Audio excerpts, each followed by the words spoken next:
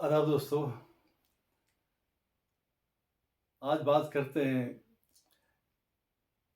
देखा जाता है कि आजकल जो भी नौजवान हैं, जॉब मिलता नहीं किसी को। घर वाले या यार दोस्त या जो बुजुर्ग होते हैं कहते हैं कि अब कब तक जॉब ढूंढते रहोगे, यार कुछ काम कर लो, कुछ बिजनेस कर लो। तो ये बिजनेस हम कैसे कर सकते हैं, कौन से लोग कर सकते हैं, कौन से नहीं कर सकते हैं, बिजनेस में किन चीज़ों का ख्याल रखना होता है। तो या ये किस्मत में होती है या मुकद्दर में है भी किसी का बिजनेसमैन बनना, किसी का डॉक्टर बनना। ये सब चीज़ें इन पे हम बात करेंगे।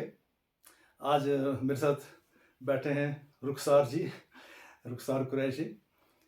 तो इनसे पूछते हैं कि ये कश्मीर से लंदन कैसे पहुंच गए, ये डायरेक्ट गए या पहले कुछ और किया, कहाँ पढ़ाई की, क्या हुआ, कैसे हुआ। तो ताकि इससे एक रास्ता मिल जाएगा हमारे नौजवान जो लोग हैं, जो अभी सोचते हैं। हर एक की तमन्ना होती है कि मैं फ़ॉरेन में जाके सेटल हो जाऊँ या कुछ देर के लिए काम करूँ, कुछ साल वहाँ पे जॉब करूँ, फिर वापस आ जाऊँ। और कुछ लोग वहाँ सेटल हो भी जाते हैं। तो जो सेटल होना चाहता है, उसको क्या-क्या दुश्वारियाँ आती हैं उसमें, या उसको किन चीज़ों का ख़्याल रखना है, क्या-क्या करना है, कैसे वो सेटल हो सकता है। तो ये सेटल हो गए हैं वहाँ पे, तो इसलिए हम इनसे बात करेंगे इस सिलसिले में। अस्सलाम वालेकुम। वालेकुम अस्सलाम। शुक्रिया हमें बुलाने के लिए आपके चैनल पे। जी, आप तो बड़े बिज़ी इंसान हैं। चंद दिनों के लिए कश्मीर आए हैं वो भी एक शादी के सिलसिले में। तो बहुत जल्दी वापस जा रहे हैं आप लोग। तो आपका शुक्रिया कि आपने हमें टाइम दिया थोड़ा बहुत बात करने के लिए। तो रुखसार जी, आप बारामूला में रहते थे। वहाँ कहाँ तक पढ़ाई की आपने वहाँ पे? वहाँ सेंट जोसेफ स्कूल बड़ा मशहूर है। हाँ, हाँ, वो तो है। सब लोग जानते हैं हुँ, वो। वहाँ 10वीं तक था मैं, और 1989 90 जी, तक सेंट जोसेफ में थे। अच्छा। और उसके बाद फिर 2-3 साल उन दिनों हालात ठीक नहीं थे, तो जिस जिस चीज़ को 11वीं और 12वीं में 2 साल लगने चाहिए थे उसमें 3.5 साल लग गए। अरे, अरे! तो 1 साल ज़िंदगी का। हुँ, और जितना जितना आदमी आगे बढ़ता है लाइफ में, उतना उस टाइम का वैल्यू बढ़ता जाता है। तो हाँ। आज हम जब देखेंगे उसको पीछे मुड़ के कि यार 1 साल 1.5 साल हमारा 11वीं में निकल अरे! गया एक्स्ट्रा। तो उसके बाद फिर मैं दिल्ली गया। वहाँ पे दिल्ली यूनिवर्सिटी में मैंने ग्रेजुएशन की कॉमर्स में। हुँ।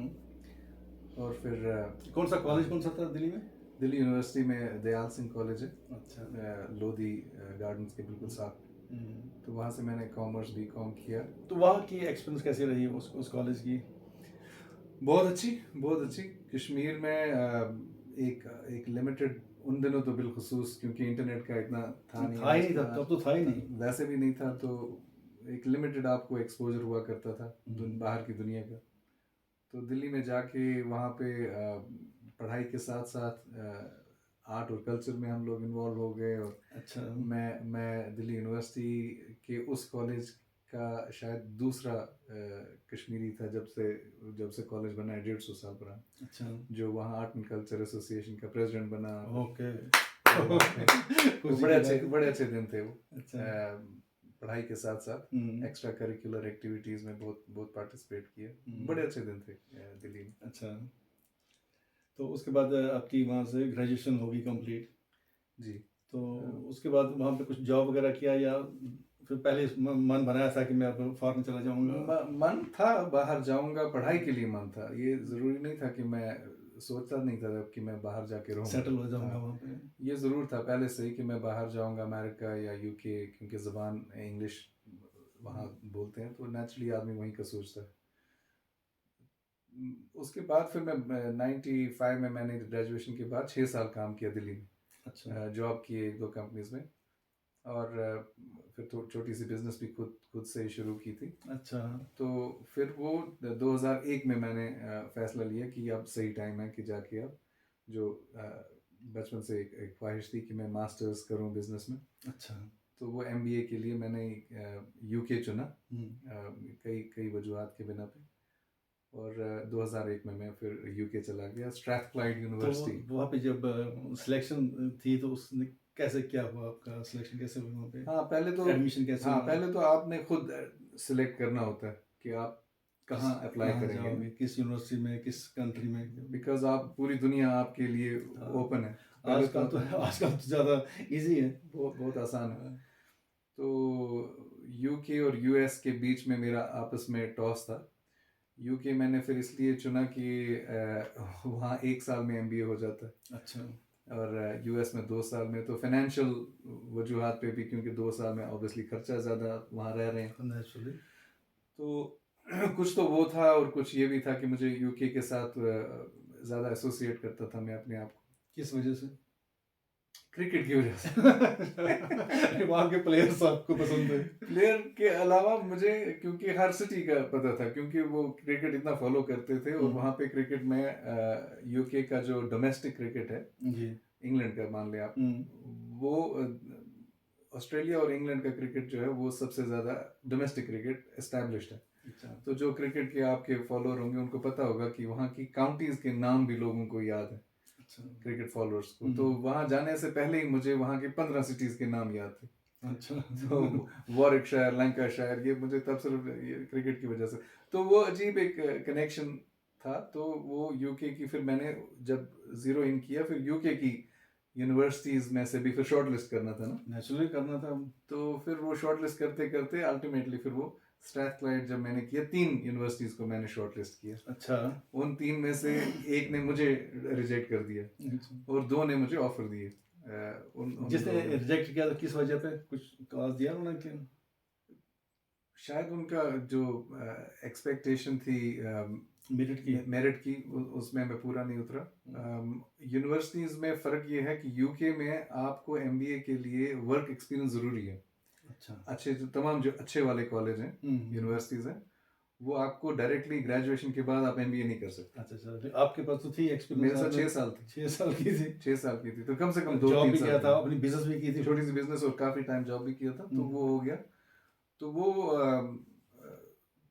वर्क एक्सपीरियंस यूएस में नहीं चाहिए होती। अच्छा। यूएस में आप यहाँ से ग्रेजुएशन कर सकते हैं, कश्मीर यूनिवर्सिटी या दिल्ली यूनिवर्सिटी या जहाँ डायरेक्ट वहाँ जा सकते हैं, डायरेक्ट तो लेकिन 2 साल का है। लेकिन वहाँ 2 साल का है।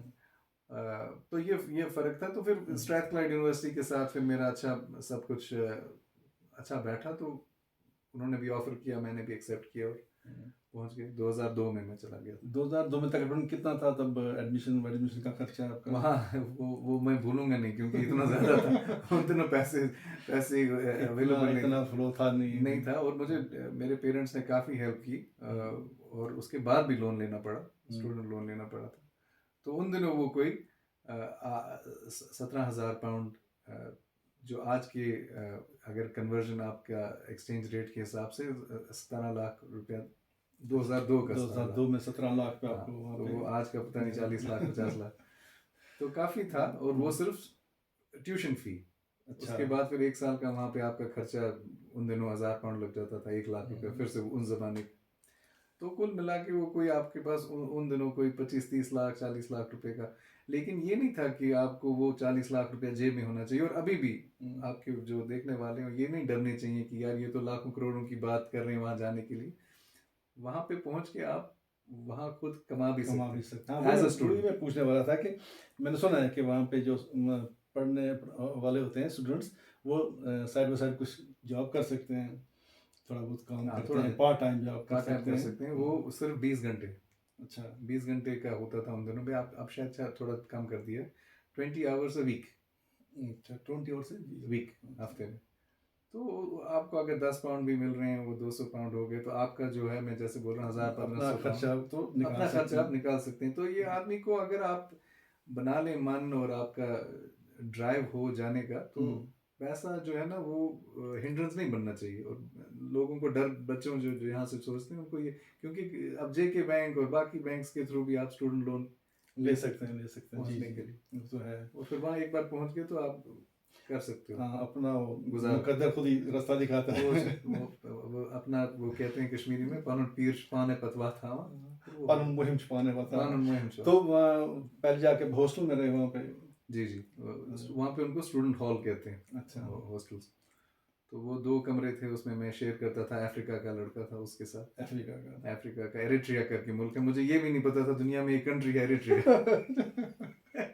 जब पहली बार उससे मिले, उसको देखा, फेस टू फेस तो कैसा लगा? वो मेरा वेट कर रहा था क्योंकि वो पहले पहुंच गया था, पीएचडी स्टूडेंट था वो। हम्म, तो अजीब अजीब यही है ना कि आप जो मेरी एडवाइस यही होगी, आप शायद पूछेंगे आगे जाके, कि ये सिर्फ पढ़ाई का नहीं होता। बाहर जब आप जाते हैं ना पढ़ने के लिए, तो आपको बाकी सारी चीज़ें भी सीखनी होती हैं, कांटेक्ट बनाने होते हैं, लोगों से सीखना होता है, टीचर से अलावा, किताबों से अलावा अपने क्लासमेट से सीखना होता है। बिल्कुल बिल्कुल बिल्कुल। तो वो फिर आगे आपको बड़ी मदद करती है। तो वो जब मिला मुझे, वो बेचारा यूनिवर्सिटी, वो जो एरिट्रिया में एक गवर्नमेंट के डिपार्टमेंट का हेड था। अच्छा।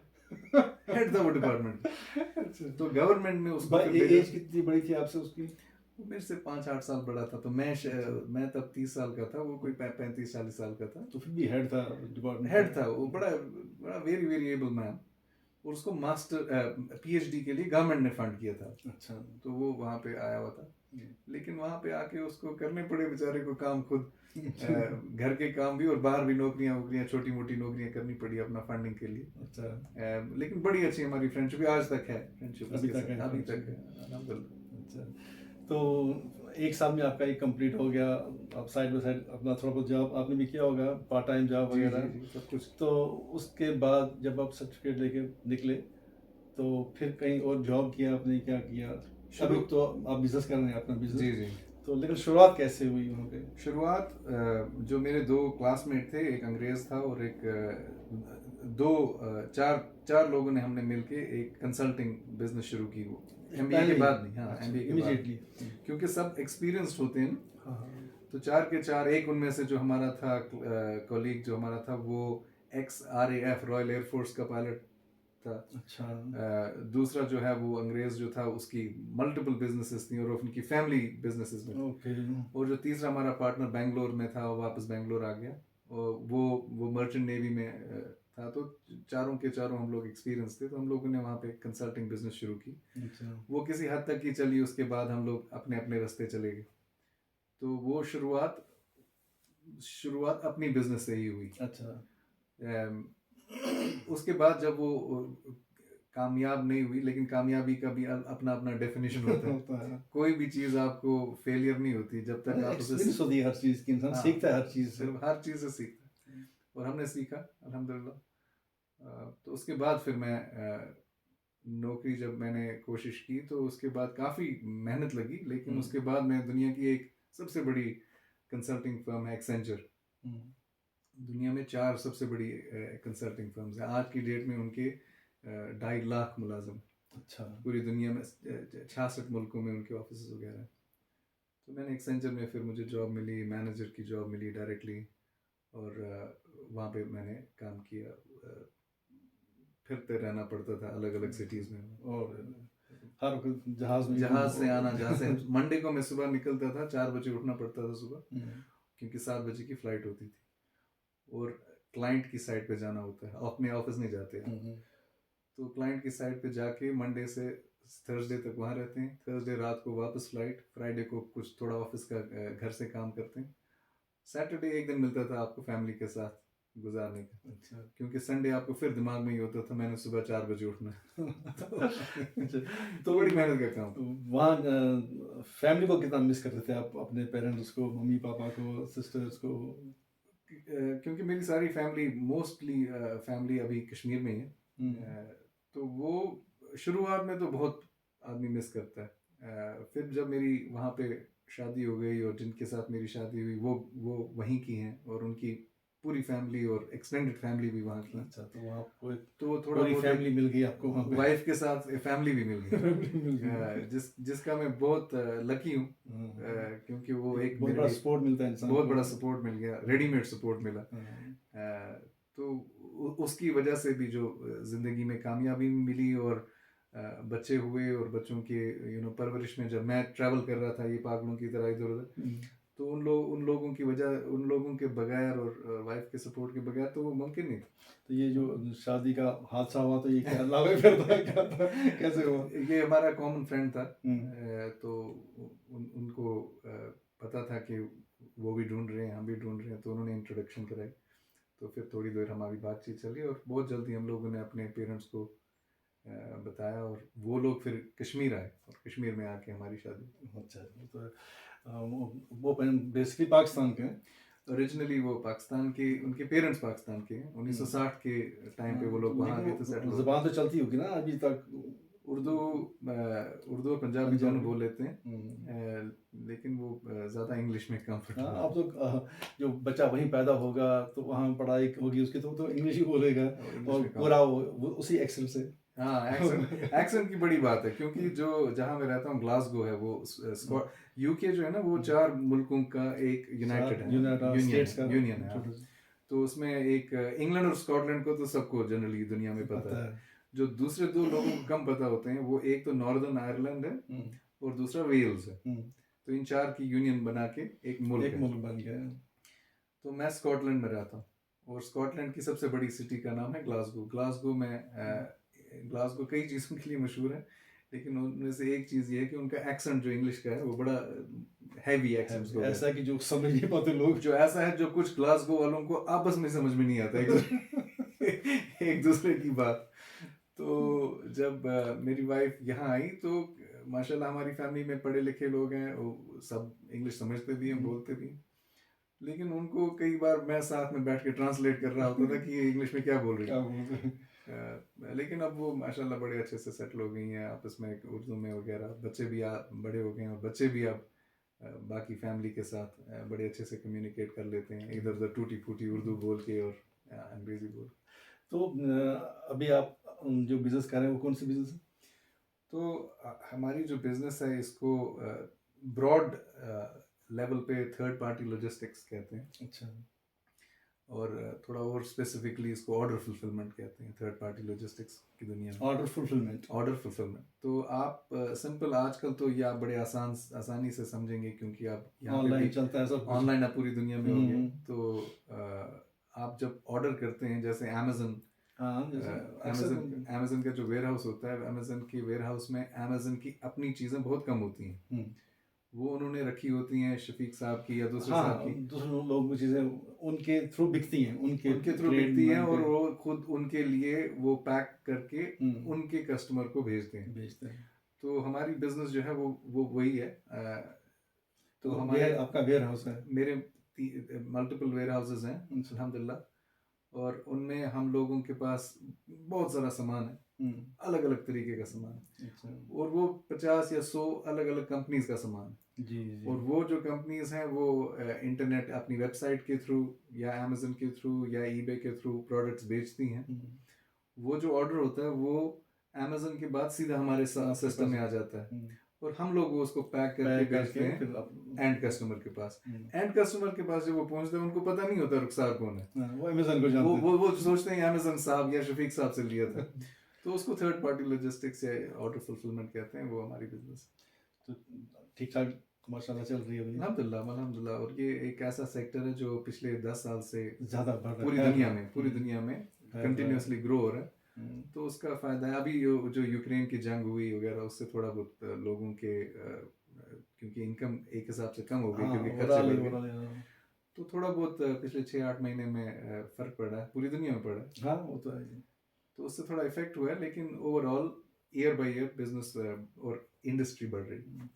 तो अब खास क्या एडवाइस करना चाहेंगे कि जो इंडिया के लोग हैं या पर्टिकुलरली कश्मीर के हैं, वो वहाँ जाके अगर रहना चाहें, तो अगर ज़रूरी कोई पढ़ने के लिए जाए, जी जी, कोई माइग्रेट होना चाहता है कि मैं यहाँ से चला जाऊँ, वहाँ पे जाकर रहूँ, वहाँ पे बिजनेस करूँ, तो क्या कैसे कर सकते हो? बिजनेस डायरेक्टली जाके करना मुश्किल है, क्योंकि उसके लिए 2-3 तरीके हैं, लेकिन एक तो ये हो कि आपका अपना बिजनेस हो यहाँ पे। हाँ, कई लोग हैं जो चाहते हैं हम अपना बिजनेस शिफ्ट कर लें किसी दूसरी जगह। हाँ, तो वो आप अपना एक फॉरेन ऑफिस, एक तरीके से ना, दूसरी वो आप वहाँ खोल सकते हैं, और उसका एक प्रोसेस है। वो एक रूट है। दूसरा रूट है कि कोई बंदा है, उसके पास पैसा है ठीक ठाक, तो बिजनेस अपना कोई कुछ नहीं है, वहाँ जाके वो सोचता है कि मैं क्या करूँ। उसके लिए बोलिए। उसके लिए एक और उनका एक सिस्टम है, उसको एंटरप्रेन्योरियल वीज़ा कहते हैं, कि आप आएँ और अपना एक पहले तो वो 2.5 लाख हुआ करता था, अब आजकल शायद थोड़ा चेंज हुआ है। 2.5 लाख पाउंड वही 2.5 करोड़ रुपए हुआ। अच्छा।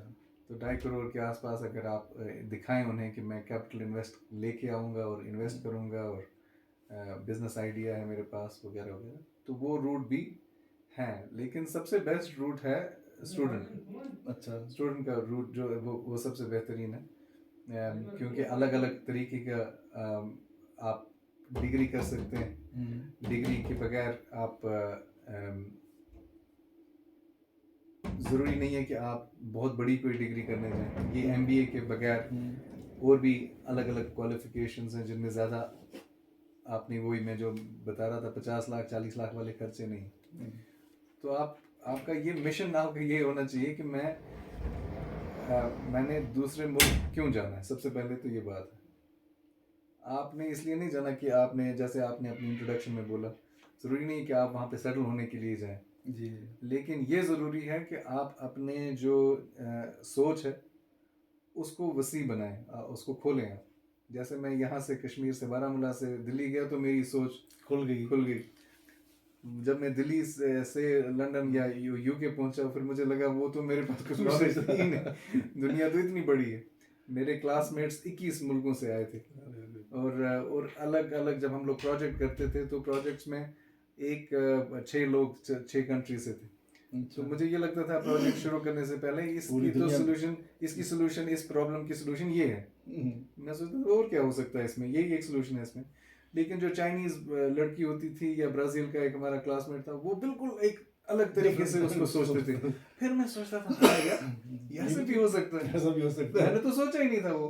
और वो चीज़ें आप जब एक ही जैसे आपकी अपब्रिंगिंग होती है, कश्मीर में सब लोग एक तरह से बाय एंड लार्ज सोचते हैं ऐसे, तो वो उस जो हमारा कल्चर है हमारी सोच वो एक जैसी बन जाती है ना। तो वो 10 मुल्कों के लोग होंगे तो 10 चीज़ें लेके आएंगे, 10 आइडियाज लेके आते हैं। बिल्कुल। और वो लेके अगर आप वो समझें इस बात को, अगर वो आप लेके प्राइमरी वो होना चाहिए आप एज अ स्टूडेंट कि मैंने बाहर इसलिए जाना है कि मैंने अपनी सोच को, अपनी एक्सपीरियंसेस वाइडन करना, अपनी हराइजन्स को कहते हैं ना, वाइड करना।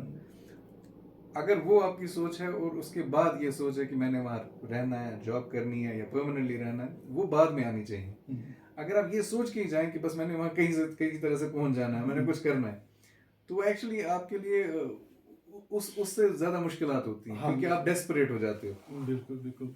और वो एक्सपीरियंस हासिल ही ना होती जो इस तरह अलग अलग दुनिया के लोगों के साथ मिल के, उनके साथ बात करके, रह के, काम करके इंसान को मिलती है। बिल्कुल। तो वो बड़ी बात है बिल्कुल, जो एज स्टूडेंट हमें मिल सकती है। अगर हम पैसा लेके जाएंगे वहाँ कुछ करना चाहें तो, लेकिन वो चीज़ कहाँ से मिलेगी जो बिल्कुल 10 मुल्कों की जो एक्सपीरियंस है, उनकी वो थाट है 10 लोगों का, तो उसको एब्जॉर्ब करना अपने में, फिर उसको यूटिलाइज करना।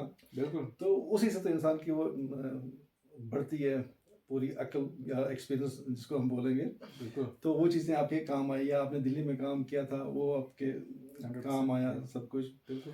तो अब आप हर साल आते रहते हैं? जी जी। अब इस साल तो मैं दूसरी बार आ रहा हूँ। तो कोशिश ये है कि और ज़्यादा आऊँ, क्योंकि मेरे फैमिली और मेरे पेरेंट्स बुज़ुर्ग होते जा रहे हैं। तो कोशिश ये है कि ज़्यादा से ज़्यादा टाइम उनके साथ गुजारूँ। उनको मैंने कई बार 1-2 बार वो आए भी हैं वहाँ पे, लेकिन उनका थकावट हो जाती है, बड़ा लंबा सफ़र होता है। तो अब अपने इस ज़मीन से इतने साल दूर रह के वहाँ कभी ये ख्याल आता है कि सब कुछ यहाँ से छोड़ के अपनी फैमिली को लेकर वापस कश्मीर जाके सेटल हो जाए? बहुत आता है। हर कुछ महीनों बाद आता है। लेकिन फैमिली मानेगी नहीं उनके, अब क्योंकि वो उनके पेरेंट्स वहीं पे हैं। अगर वो अकेली होती वहाँ पे, उनकी फैमिली ना होती तो शायद वो मान जाती, वो उसका भी दिल करता है।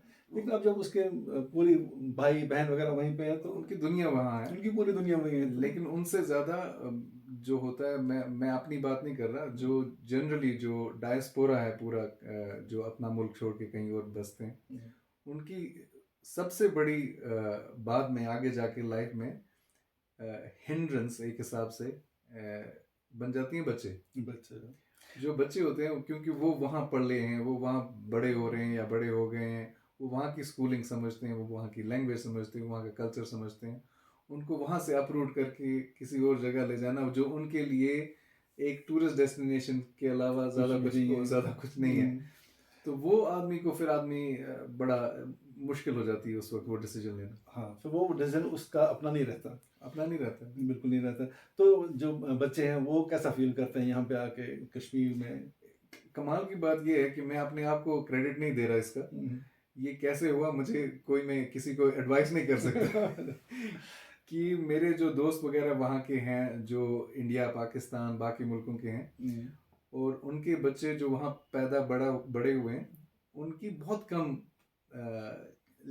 लीनिंग है अपने कंट्री रिश्तेदारों के साथ जो अच्छा। उनके जबकि जब मेरे बच्चे अभी भी आप हम्म, जैसे कह रहे थे कि हम लोग शादी पे आए ये लोग घंटे और दिन गिन रहे होते हैं कि हम लोगों ने वापस कब आएंगे कश्मीर कश्मीर? बिल्कुल। और शायद इसलिए कि फैमिली है और बड़ी क्लोज हमारी प्यार फैमिली है मिलता है, कुछ प्यार दिनों के प्यार लिए आते मिलता हैं है तो सब प्यार करते हैं। बिल्कुल। और पर्टिकुलरली आज जब आए हैं तो स्कूल चल रहा है वहाँ तो स्कूल से छुट्टी भी मिली हुई है तो ये तो तो कहते हैं हर स्कूल साल आए हम स्कूल सितंबर से में छुट्टी कैसे मिल गई? वहाँ क्योंकि तो अभी स्कूल चलते हैं इस अब समय। स्कूल चलते हैं और बड़े स्ट्रिक्ट हैं वो लोग हम्म, बहुत ज़्यादा स्ट्रिक्ट हैं क्योंकि एक केस वहाँ पे इंग्लैंड में हो गया था जहाँ पे पेरेंट्स को जेल हो गई थी। अच्छा उन्होंने ज़बरदस्ती बच्चे को कहा हमारा बच्चा है हम निकालेंगे इसको हमने अच्छा छुट्टी बुक की हुई है। तो अच्छा। उसने वो थोड़ा वो ज़्यादा ही पे एग्रेशन दिखाया स्कूल ने हम्म, केस किया और वो हार गए। अच्छा।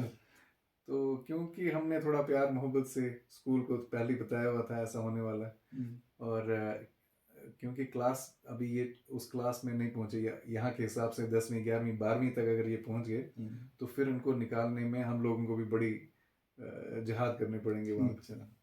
तो बच्चे क्या फील करते हैं, क्या बोलते हैं कि वहाँ और यहाँ के फर्क क्या है? और उनको बड़ी बड़ी फर्क नजर आती है और जितना जितना वो बड़े होते जा रहे हैं वो डिफरेंसेस बढ़ती जा रही हैं।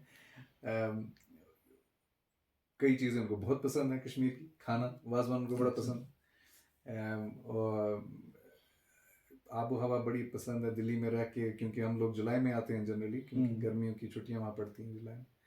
तो दिल्ली में वो झुलस जाते हैं और जैसे कश्मीर पहुँचते हैं उनको थोड़ा रिलीफ मिलता है तो कई चीज़ें उनको बहुत अच्छी लगती हैं कई चीज़ें उनको बहुत बुरी लगती हैं कश्मीर की। जैसे जैसे कि लोगों का उनके लिए तो वो ये है कि भाई सड़कों पे लोग कैसे गाड़ी चलाते हैं अच्छा हॉर्न नहीं करते हैं यहाँ वहाँ पे आप हॉर्न नहीं सुनोगे ना कभी कभी हॉर्न कोई नहीं करता लोग इनको आदत ही नहीं है हॉर्न सुनने की। बिल्कुल नहीं। और यहाँ तो हम लोग बस लगे रहते हैं। हॉर्न के बगैर लोग सोचते हैं गाड़ी कैसे चलाएंगे। और जनरली ओवरऑल ये है कि जो वो रूल ऑफ लॉ है और फॉलो करना कानून चाहे गाड़ी हो या किसी और चीज़ में उसकी वजह से एक ऑर्डर आ जाता है और वो ऑर्डर जो डेवलप्ड कंट्रीज में है वो एस्टेब्लिश हो गया है। हम्म, जबकि हम कश्मीर में या इंडिया में भी आस्ता आस्ता उसकी तरफ जा रहे हैं लेकिन ये छोटे बच्चों को बड़ा क्लियरली नजर आता है कि यहाँ पे ये फ्लॉज हैं हमारी सोसाइटी अच्छा में। मार्क करते हैं कि बहुत मार करते हैं बहुत अच्छा मार अच्छा। करते हैं। एक दिन मुझे वो कार में बैठ के मेरा छोटा वाला कह रहा था हम लोग कहीं जा रहे थे कोई कनेक्शन नहीं था कश्मीर के साथ हम लोग कहीं और जा रहे थे कहीं और बात हो रही थी वही लंदन और में। ग्लासगो में हम लोग ट्रैफिक लाइट हुई और मैं अकेला था ना मेरे आगे पीछे कोई था मैं रुक गया और जैसे रुकना पड़ता है और रुकना चाहिए यार। तो मेरा छोटा मुझे कहता है पापा कश्मीर में लोग रूल फॉलो क्यों नहीं करते। अब ये सवाल तो बड़ा सीधा साधा और मासूम सवाल है लेकिन तो उसका वहाँ जवाब वहाँ बड़ा पे याद आ गया उसको। पता नहीं क्यों याद आया उसके दिमाग में क्योंकि उसको ये बहुत बुरा लगता था कि लाइट ट्रैफिक लाइट है तो लोग क्यों निकल रहे हैं आगे। जंप क्यों करते हैं हाँ इसमें? तो कई चीज़ें ऐसी हैं जो जो अच्छी लगती हैं कई चीज़ें उनको हैं जो जो थोड़ी बेहतर हो सकती। तो यहाँ पे जाते हैं वो गुलमर्ग पहलगाम? जी जी जी घूमते हैं अच्छा लगता है घूमना उनको और अच्छा लगता है कई जगह को जाके देखना लेकिन सबसे ज़्यादा वो एंजॉय करते हैं अपने रिश्तेदारों से मिलना फैमिली से मिलना उनको क्योंकि माशाल्लाह पूरी इस एज में वो 10-12 की एज में वो 10-12 कंट्रीज घूम घूम चुके हैं तो उनको वो ज़्यादा देखने का उसकी वजह से वो कश्मीर नहीं आते। जब आप वहाँ पे गए तो वहाँ पे जो ये स्ट्रिक्ट लॉज हैं उनको फॉलो करने में क्या प्रॉब्लम हुआ? प्रॉब्लम होती है क्योंकि अगर हालांकि मैं rule by nature Kashmir Baramulla में भी जब मैं था छोटा बच्चा मैं उन बच्चों में से था जो स्कूल में भी हर rule follow by nature rule follow करने वालों में से शरीफ बच्चा ना, शरीफ बच्चा। शरीफ बच्चा जिसको वो टीचरों का फेवरेट जिसको जो बाकियों को पसंद नहीं होता बच्चों को लेकिन उसके बाद भी पढ़ाई की समझ आई दुनिया में कानून फॉलो करने चाहिए रूल्स फॉलो करने चाहिए उसके बाद भी क्योंकि इतना आपको यहाँ पे जुगाड़ चलता है हाँ, वो तो चलता ही है। हर चीज़ में। दिल्ली में मैंने 10 साल गुजारे, दिल्ली में अगर आपको जुगाड़ नहीं आता आप तो कहीं कुछ कहीं होगा ही नहीं वहाँ कहीं पे। नहीं पहुंचेंगे आप। तो उसके वो दिमाग में एक इनहेरेंट बन जाता है ना, आपकी सेकंड नेचर। जी, जी। तो वो सेकंड नेचर को बदलना बड़ा मुश्किल होता है, कहने में आसान फॉलो है। करना रूल्स को रूल्स स्ट्रिक्टली। को फॉलो करना सबसे बड़ी चीज़ है। तो मुझे वहाँ पे जैसे कि ड्राइविंग की हम लोग बात कर रहे हैं, जी। मुझे लर्निंग नहीं करनी पड़ी, मुझे अनलर्निंग करनी पड़ी। ऐसे कि जो हम लोग जो सीखा है उसको भूल जाओ। जो जो आते यहाँ की उनको पहले बुलाओ, उसके बाद प्रॉपर ड्राइविंग सीखो। मिसाल कह रहा हूँ, बाकी चीज़ों में भी बड़ा आदमी को अपने आप को थोड़ा ढालना पड़ा वेस्टर्न दुनिया में। कुदरती एक माहौल से उठा के दूसरे माहौल में जाना, उसको अडॉप्ट करने में टाइम लगेगा ही। बिल्कुल बिल्कुल कोशिश करनी पड़ेगी इंसान को अपने आप को थोड़ा बदलने की। बिल्कुल। वो एक जो जो एक ज़मीन है हमारे पास, तो उसमें अपनी फसल पहले काट लेंगे तब हाँ। जाके नहीं बोएंगे ना। हाँ, वरना वो नहीं चलेगी ना, नहीं वो चलेगी। अपनी एक फसल चलती जाएगी। बिल्कुल बिल्कुल। तो वो चीज़ इंसान को करनी पड़ती है जी। जाके, तभी जाके इंसान एडजस्ट हो सकता है उस माहौल में। तो अब कितने स्ट्रिक्ट है वहाँ के रूल्स वगैरह? बहुत स्ट्रिक्ट है, कोई कॉम्प्रोमाइज़ नहीं होता रूल पे। मैं आपको एक मिसाल दूंगा उसकी। मेरा हमारी फैमिली फ्रेंड है, मेरे दोस्त हैं, वो स्कॉटलैंड में तब तो मिनिस्टर थे, अब फर्स्ट मिनिस्टर है हमारे वहाँ, प्राइम मिनिस्टर या चीफ मिनिस्टर जहाँ कश्मीर के। जी, जी। तो वहाँ पे वो तब यहाँ के इक्वलेंट समझ लीजिए आप, ट्रांसपोर्ट मिनिस्टर थे। और वो कार चला रहे थे और पीछे ट्रैफिक पुलिस वाले ने अचानक वो, अब तो यहाँ भी मैंने सुना रजिस्ट्रेशन नंबर जैसे ही हाँ। आ जाता है उनकी स्कैनर में, उनका पूरा वो डेटाबेस आ गया। तो उन्होंने उनको रोका। जब उन्होंने उनको रोका, तब उन्होंने देखा ये फला साहब हैं और ये मेरे मिनिस्टर हैं, ये नहीं कि कोई हेल्थ का था और मैं पुलिस वाला हूँ। और उन्होंने उनको कहा कि आपका जो इंश्योरेंस है ये खत्म हो गया, मैं आपको ये 150 पाउंड फाइन देना पड़ेगा। और फाइन किया और उन्होंने दिया। अब आप देखें ये मेरे अचानक दिमाग में एक बात आई है कि कानून मानना ना मानना कितने स्ट्रिक्ट हैं वो।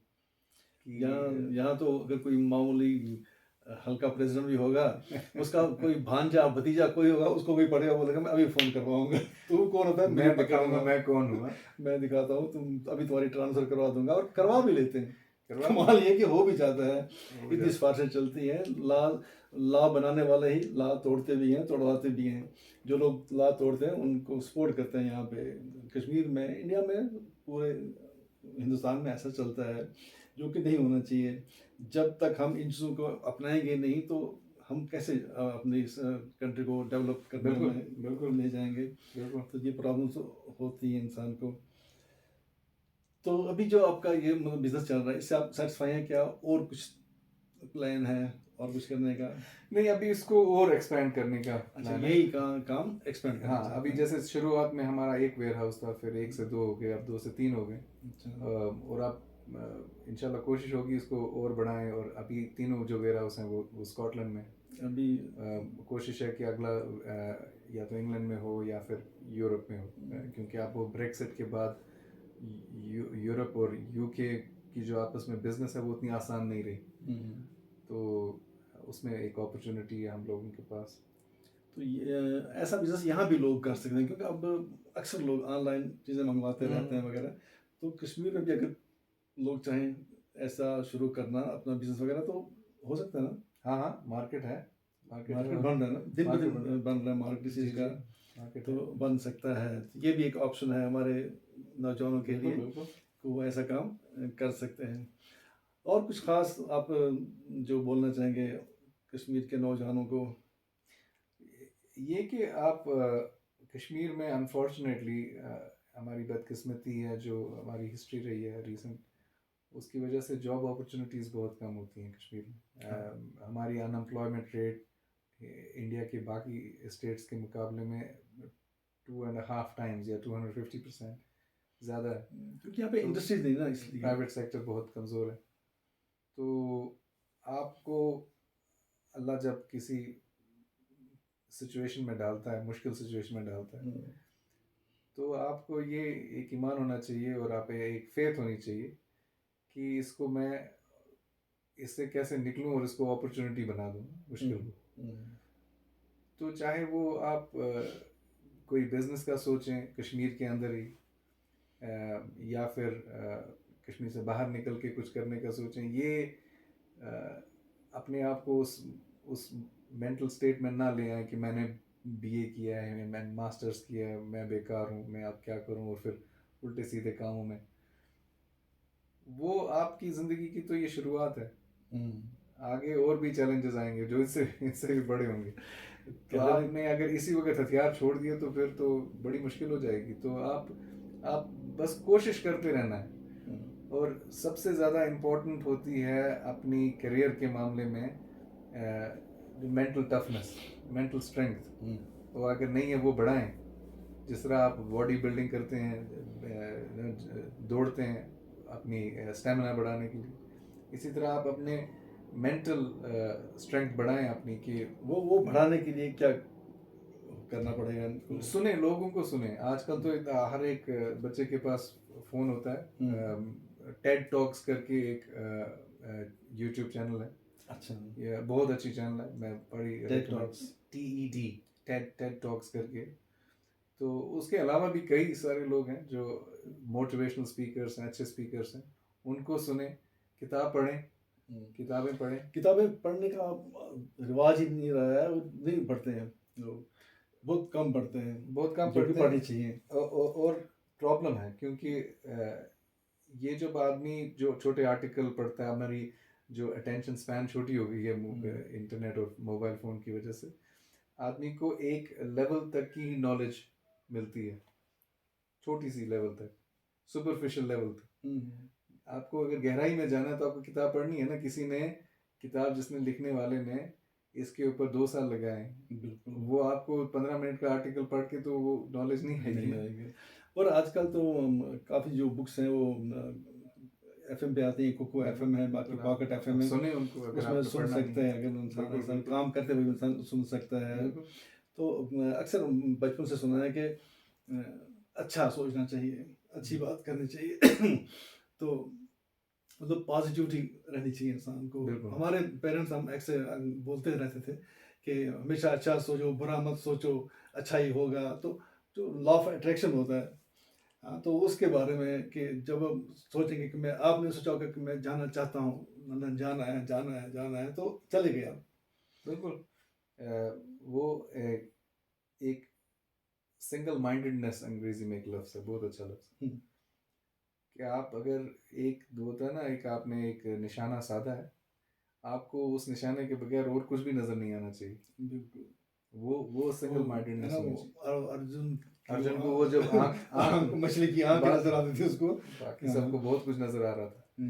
तो वो आप में, अगर आप में नहीं है तो वो आप डेवलप कर सकते हो। अभी हम लोग बात कर रहे हैं ना कि आप यहाँ तक क्या, अगर आप उसको बेसिक लेवल पे ले जाओ और आपके पास वो, आपको लगता है कि मैं फोकस नहीं कर पाता ज़िंदगी में एक चीज़ पे, आप मेडिटेट करो, आंखें बंद करके फोकस करो किसी चीज़ के बगैर सोचे हुए। मैं किसी बारे में नहीं सोचूंगा। मेडिटेशन के ऊपर आप कोई भी यूट्यूब वगैरह पे देखें। हाँ हाँ, पूरा होता है कि पूरा अपने आप को खाली कर दो। हाँ, खाली करो। और मेरा फ्रेंड है, वो बोलता है कि मैं करता हूँ मेडिटेशन, तो एक समय ऐसा होता है कि मैं से झूल रहा होता हूँ ऐसे हवा में। हाँ, बहुत सारी टेक्निक्स हैं। आप अपने आप को, अगर आपको लगता है कि मेरे में वो, अगर कोई सुने हमारी बातचीत और उसको लगे कि यार ये इतने तो आराम से बोल दिया, सिंगल माइंडेडनेस होनी चाहिए, वो आती कैसे है? आती कैसे? हाँ, इसलिए मैंने पूछा कि वो कैसे आएगी, क्या करना पड़ेगा उसको हासिल करने के लिए, क्या कोशिशें करनी। क्यों आजकल हमारे जो नौजवान हैं थोड़ा डिप्रेशन में चले जाते हैं, फिर ड्रग्स का इस्तेमाल करने लगते जी, हैं। बहुत बुरी बात है। तो उसके लिए बहुत ज़रूरी है कि मेडिटेशन करें। मेडिटेशन से इंसान अपना जो जहन है, दिमाग है, उसको पूरा ताज़ा कर सकता है। ताज़ा करे और फोकस करे ज़िंदगी में। आइज ऑन द प्राइज कहते हैं अंग्रेजी में, मिसाल है कि आप ये देखें कि मैं अगर इस वक्त ये मेहनत करूं और निकल जाऊं इधर, या कोई और काम करूं एज अपोज टू जॉब के पीछे पड़ा रहूं, जो आपके आसपास वाले लोग शायद आपको बोलें कि यार ये हमारी लेवल का काम नहीं है, ये क्या, ये किस काम में तुम लग गए, हम लोग तो इतने बड़े डॉक्टर इंजीनियर वाली फैमिली है। आपको वो सारी बातें, यही सिंगल माइंडेडनेस की मिसाल है, आपको वो सारी बातें इधर से सुन के इधर से निकालने वाली एक आप में हैबिट हो जानी चाहिए, क्योंकि आपको पता है कि इनको नहीं मालूम कि मेरा क्या फोकस प्लान कहाँ है, पे है, मैं कहाँ पहुंचना मेरी चाहता मंजिल हूँ, कहाँ पे है। मेरी मंजिल कहाँ पर है, अभी तो मैंने स्टेप भी नहीं लिया, ये तो मैं स्टेप के नीचे वाली हरकतें कर रहा हूँ। तो ऐसी ऐसी आपने सेल्फ मोटिवेट करने वाली टेक्निक्स डेवलप करनी है। बिल्कुल अपने हाथ में वो टार्च रखनी है कि अगर मंजिल दूर है लेकिन उस टार्च की रोशनी वहां तक ही जाती है, तो वहां तक पहुंच के और रास्ता दिखेगा। बिल्कुल, बहुत अच्छी रास्ता बात ऐसा ऐसा ऐसा इंसान जा सकता है अपनी मंजिल तक। और खुदा कहता है ना कि आप हरकत करो तो हरकत में बरकत है। हाँ, और मैंने जस्ट अभी कहा था कि इंसान जो चाहेगा वो खुदा देता है। और इंसान पॉजिटिव ही सोचे अपने बारे में भी, लोगों के बारे में भी, तो अल्लाह भी वो उसकी सोच को पॉजिटिव नेचर दे के एक पॉजिटिविटी तक पहुंचाता है और कामयाबी देता है उसको। तो जैसे मिसाल आपके सामने है, आप अकेले यहाँ से निकले, अब आज माशाल्लाह अपना घर है आपका वहाँ पे, जी कहाँ, यहीं आपका ग्लासगो में ही घर है अपना। जी जी जी। अच्छा, तो आपकी जो ये कंपनी है उसमें तकरीबन कितना स्टाफ काम कर रहा है आपके पास? तकरीबन इस वक्त हमारे पास 50 लोग काम करते हैं। अच्छा, जी 50 लोग काम कर रहे हैं, तीनों जो आपके। तीनों वेयर हाउस में वो डायरेक्टली 50 लोग हैं, लेकिन उसके अलावा जो टेम्प्रेरी वर्कर्स होते हैं, बाकी जो सप्लायर होते हैं, तो उनकी वजह से अगर आप उन सबको मिलाएं तो कई उससे ज़्यादा डबल या ट्रिपल लोगों को एम्प्लॉयमेंट मिलती है, जनरेट हो रही है जनरेट हमारी होती है वजह से, आपके। अल्हम्दुलिल्लाह। हम यहाँ पे तो हालात ऐसे हो गए कि जो कई कंपनीज चलती थी, कई छोटे छोटे इदारे थे, बंद हो गए, जॉब छूट गई। बहुत दुख होता है इंसान को सुन के। मैरिड लोग हैं, बच्चे हैं, फैमिली है और जॉब नहीं है, कुछ भी नहीं कर रहे हैं। बहुत मुश्किल है, तो बहुत बहुत ज़रूरी है इंसान का कि कुछ ना कुछ करे। और वो बिज़नेस कैसे करें, ये भी ज़रूरी नहीं कि इंसान बड़ा बिज़नेस करे शुरू में ही। अगर आपको मेहनत करनी है, बिज़नेस करनी है, तो छोटी बिज़नेस भी इंसान शुरुआत कर सकता है, छोटे बिल्कुल। बिज़नेस से। और अगर वो छोटी बिजनेस शुरू करके वो नहीं चली, हम्म, जैसे हम लोगों ने थोड़ी टाइम पहले, वो किसी भी तरह से लोगों की नज़र में वो फेलियर है हम्म, आपको, लेकिन जितना आप जिंदगी में आगे चलेंगे उतना आपको समझ में आएगा बिजनेस में या स्पोर्ट्स में। फॉर एग्जांपल, आप लोग कहते हैं ना कि आप मैच हार गए, इंटरव्यू होता है उनका प्रेस, हाँ, तो फिर उनको कहते हैं आप मैच हार गए, आप तो फेलियर हैं, आपका मैनेजर फेलियर है।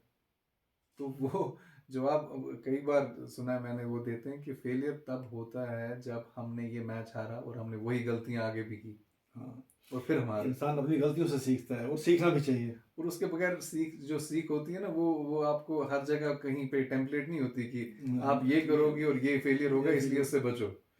फेलियर आपके होते हैं क्योंकि कामयाबी भी आपकी होती है। बिल्कुल, वो तो करने से ही है। जब जब आप आप कुछ करोगे तभी फेलियर भी मिल सकता है, कामयाबी भी मिल सकती है। बिल्कुल और हर फेलियर से इंसान सीखता है। अब बेवकूफ़ लोग वो दोबारा वही गलतियां करें तो वो बेवकूफ़ी है।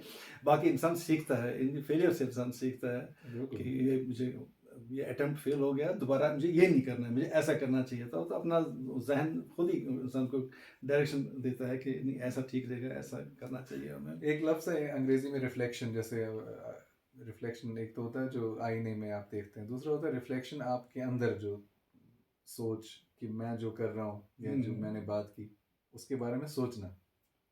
तो वो रिफ्लेक्शन आप जब काम करते हैं ना, और पर्टिकुलरली जब आपका फेलियर होता है, वो बहुत ज़रूरी होता है कि फेल क्यों हुआ, मैं कहाँ कहाँ मैंने गलतियाँ की, हाँ।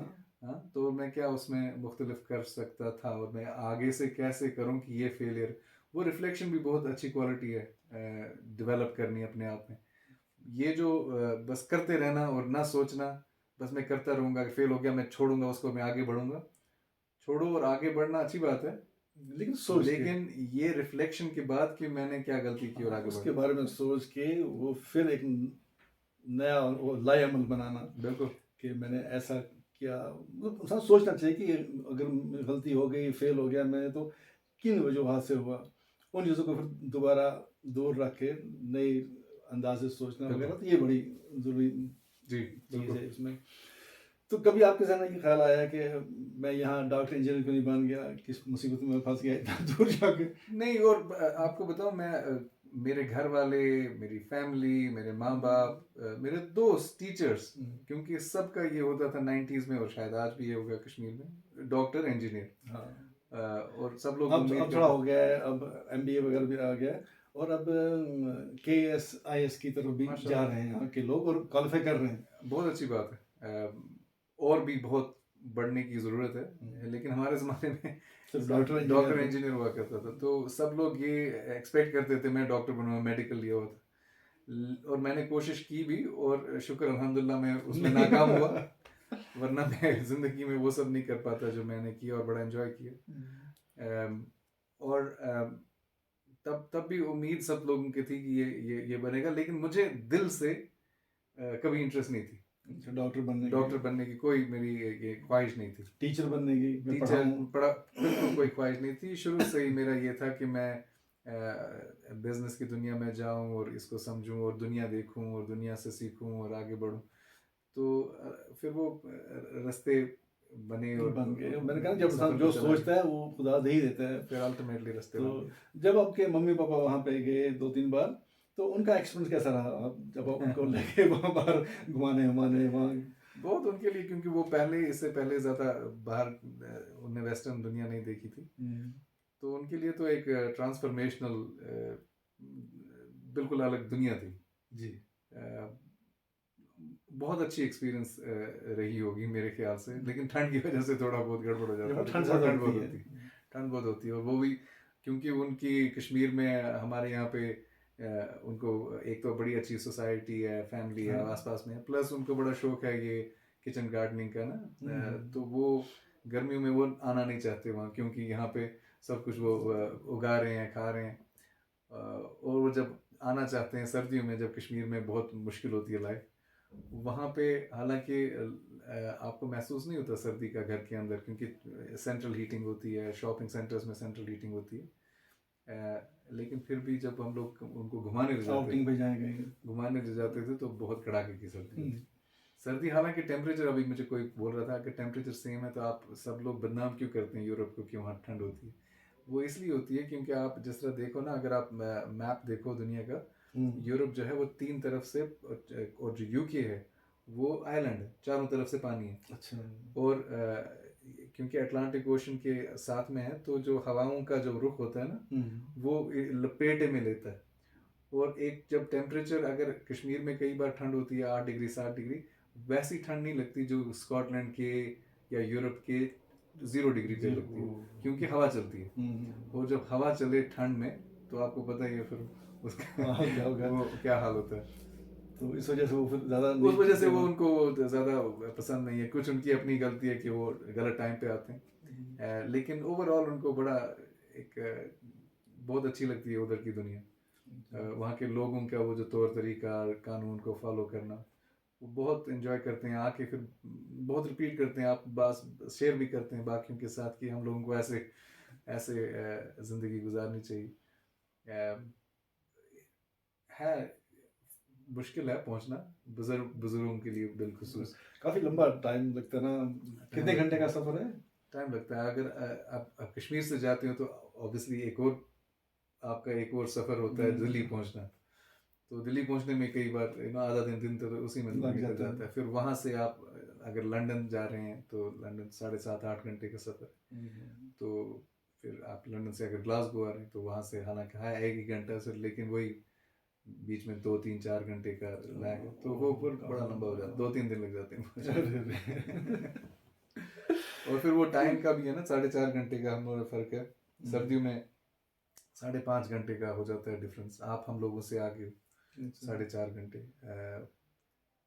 तो फिर वो जेट लैग का भी हो जाता है। जब आप पहुंच भी गए उसके बाद भी 3-4-5 दिन 6 दिन 7 दिन आदमी को टाइम लग जाता है सोने का। और मैंने सुना है कि वहाँ पे जो रोज़े रखने पड़ते हैं, हम तो 4-5-6 घंटे का रखते हैं, वहाँ लंबे लंबे रोज़े रखने पड़ते हैं। कितना फ़र्क होता है? बहुत फ़र्क, बहुत लंबे रोज़े होते हैं। हम लोगों ने जो सबसे लंबे रोज़े रखे वो ऑब्वियसली मई जून में जब रोज़े आए थे, तो 2:30 बजे के करीब सहरी खत्म हो जाती थी। खत्म हो जाती थी और 11 बजे रोज़ा खुलता था।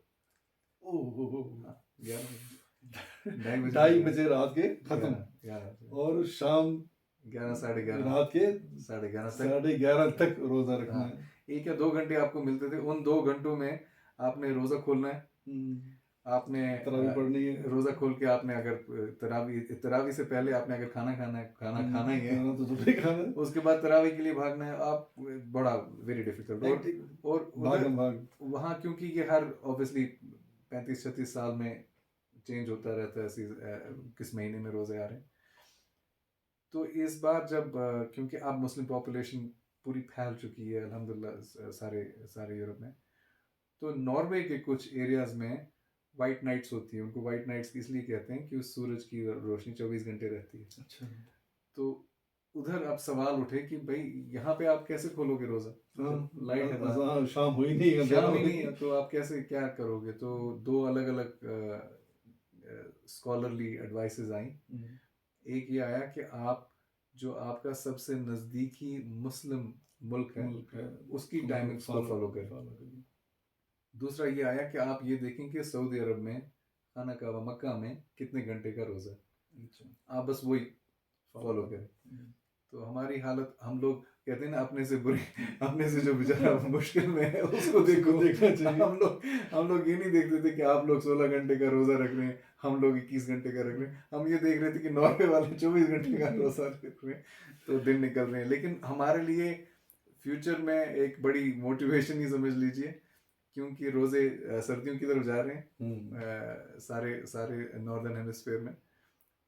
तो गर्मियों में जो दिन होता है वो रात, जैसे मैंने कहा 10, साढ़े 10, 11 बजे तक चलता है दिन, रोशनी होती है, क्रिकेट खेलते हैं लोग 10 बजे तक रात। लेकिन वो सर्दियों में उल्टा हो जाता है। सर्दियों में 8:30, 9 बजे तक अंधेरा होता है और 3 बजे फिर से अंधेरा हो जाता है। तो मेरे कुछ रिश्तेदार मजाक कर रहे थे कि सर्दियों में हमें रमज़ान के दिनों में हमें वहाँ बुला लेना, क्योंकि 8-9 बजे से रोज़ा शुरू होगा और 3 बजे खुल जाएगा। तो चलिए, बहुत बहुत शुक्रिया आपका। बहुत अच्छा लगा आपसे डिटेल बात की आपके साथ, पूरा आपकी वो ज़िंदगी का सफ़र ही हमने पूछ लिया आपसे। और मैं उम्मीद करता हूँ कि सुनने वालों में कुछ लोगों को आइडिया मिला होगा कि हम कैसे वहाँ जा सकते हैं, कैसे अपना आपको वहाँ पे एडजस्ट कर सकते हैं और किन चीज़ों का ख्याल रखना है हमने। तो इंशाल्लाह अगर किसी को, एक भी इंसान को इसकी हमारे इस बातचीत से कोई हेल्प हो, कोई फ़ायदा हो, कोई रास्ता दिख जाए, हमें लगेगा कि हमारा पिछला 1 घंटा ज़ाया नहीं हुआ। चलिए, बहुत बहुत शुक्रिया आपका। Thank you very so much. Much. तो नाज़रीन, इंशाल्लाह आज का शो यहीं पे ख़त्म करते हैं। फिर मिलेंगे दोबारा एक नया शो लेके। तब तक के लिए शब बख़ैर।